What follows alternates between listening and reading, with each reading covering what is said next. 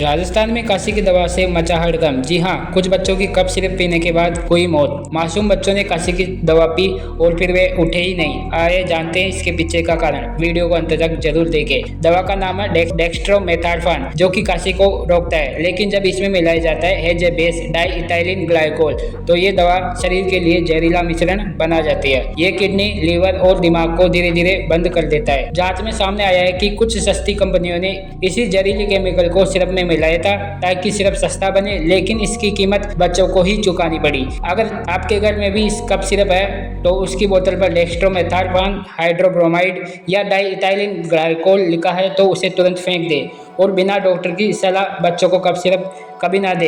एक छोटी सी लापरवाही जिंदगी भर का पछतावा बन सकती है। सावधान रहे, जागरूक रहे। वीडियो को शेयर और लाइक जरूर करें।